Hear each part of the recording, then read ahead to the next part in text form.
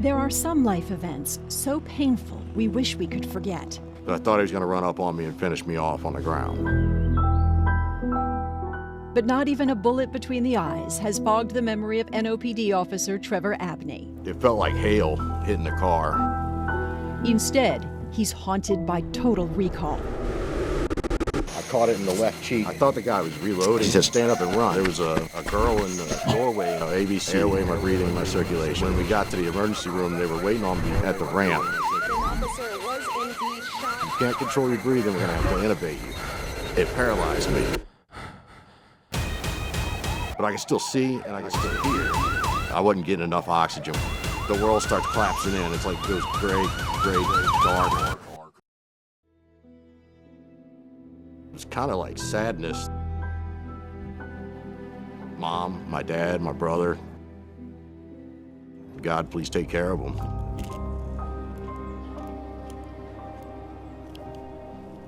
That was rough, but hold on a second, let me get a drink.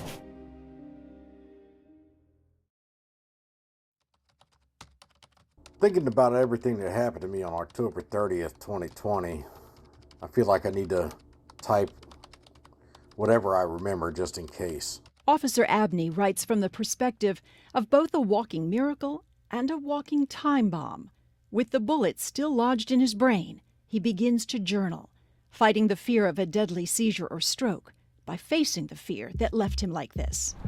I decided to roll down Roll Street and head to the station for a cup of coffee. It was a quiet, sunny day. He was partnered with Officer Brooke Duncan, a fellow war veteran turned cop and good friend. We worked together, as often as they would let us. They drive down Royal, stopping in front of the CC's coffee shop, and wave through a pedicab.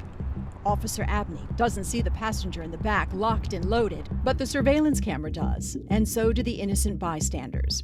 He cocked one of these handguns that has a long clip in it, and he started firing into the cop car.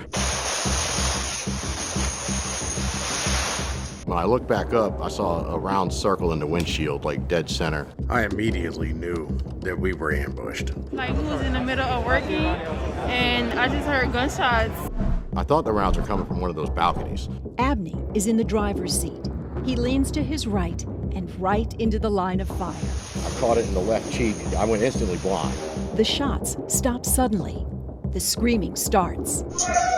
I'm shot in the face. I couldn't even cuss like I wanted.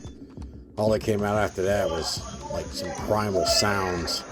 Type of sounds I can't even describe in writing or recreate. I thought the guy was reloading because I figured, if you're going to ambush the police, you're not just going to come with one magazine. Abney and Duncan dive out of the car and try to get behind it. It's then they lock eyes. Remember, Abney had just been shot below his. Duncan came around the corner and he looked at me and he had that, that shocked look on his face. It felt like the whole left side of my face was hanging off or gone. And I heard Duncan kick into 108.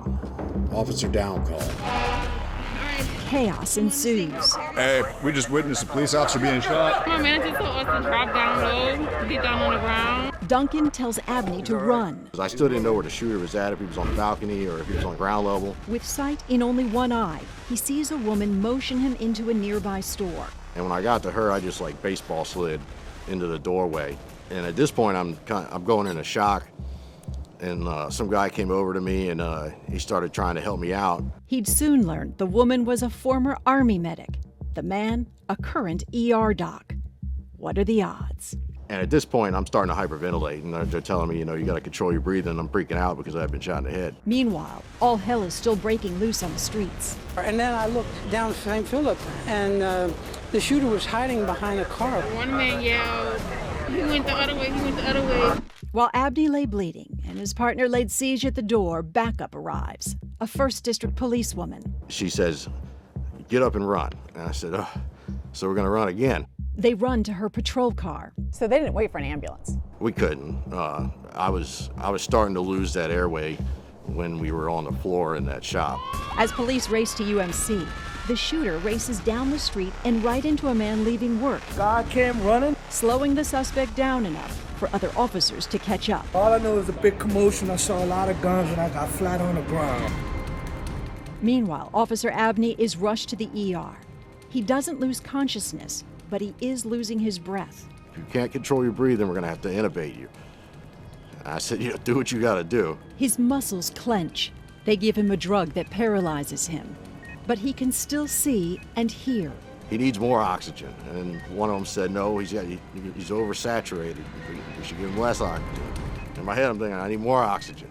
It gets worse when they remove him from the machine for testing and manually pump air into his lungs. That was the closest I came to, I thought I was going to die because I wasn't getting enough oxygen with that bag valve mask. And remember, he couldn't move a muscle or utter a word. Instead, he silently prayed as his world went dark. The world starts collapsing in. It's like it goes gray, dark. And then you only can see like a pinhole of what you normally see. And what were you thinking? I thought I was going to die at that point.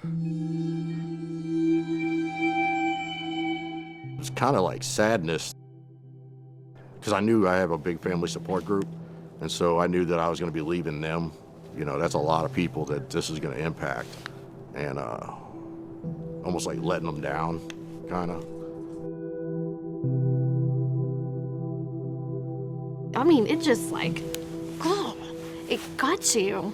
So it was hard. That was horrible.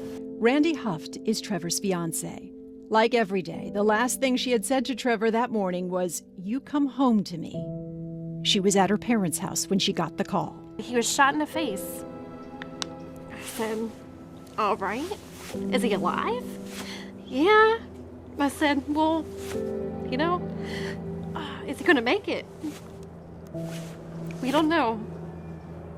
I said, damn. Officers picked up her first. It was nearing 5 p.m. New Orleans police are on the scene of an officer shot in the French Quarter. And I heard breaking news. A lot of chaos that is happening. New Orleans police officers ambushed. Trevor's mother, Teresa, was watching TV. The window that was shot out. I saw the police car being riddled with bullets, and I saw the sign that said Royal Street, and I went, oh no. Not a moment later, her phone rang. It was left to her to tell Trevor's dad. And I said, Trevor's been shot. And he said, oh my God. And I said, we have to go to UMC. It's a 37-mile trip, and as they speed across the twin span, she prays they make it in time. After watching it on television, I told my husband on the way to the hospital, if we get to tell him goodbye, we're going to be lucky. Trevor was unconscious when Randy caught her first glimpse. When I first saw him, I didn't think he was coming home. I told him I love you. I think he gave me the best life ever. Fearing the worst, Randy says goodbye. Having no idea, he's about to make an extraordinary comeback. The doctors came in, they started trying to wake me up, and they were saying, you know, give us a thumbs up if you can hear us. Trevor emerges from unconsciousness, aware that he's aware. And my eye was open, so I can see him and I can hear him and I can understand what he's telling me. I just can't physically do it. But with time, he regains strength. His brother is the first to realize Trevor's hitting the side of the bed is not an involuntary twitch. He knew me better than anyone. He was like, shit, he wants to write. They gave me an ink pen and a piece of paper, and I wrote out, it was short. His first words, just one, a name. Duncan, question mark. And they were like, Duncan's okay. And with Trevor now appearing to get better, doctors show him the image that nearly sends him back into shock. When they showed me the x-ray of where the bullet was at, I damn near wanted to pass out. This is what he saw. The bullet lodged in the middle of his brain. It's still there. You know, with all the little bit of medical training that I've ever had, I was like, there's no freaking way I survived that. His mother wasn't shocked, though. As a baby, Trevor was the miracle it took her 8 years to conceive. And once he pulled through those first hours, she expected another one. I was thinking, we're going to get through this somehow. He's going to make it. And it's hard to argue she didn't get one. The medic in the store, the ER doc, and that bullet's trajectory. I definitely got a little bit more religious after that. Why? Just because I don't see how that's not just pure luck. And for it to like wiggle worm its way around all of that and not just cause massive hemorrhaging, there's something else going on there. So been doing a lot more praying than I did before. And that's part of being a survivor, is to survive and thrive. It's dead center, maybe a little to the left between my eyes, and it's basically in the middle from what I saw in the MRI. A .40 caliber bullet. Yeah, 40 caliber, and I believe it's a full metal jacket is what it looks like to me. A full metal jacket right in the bullseye.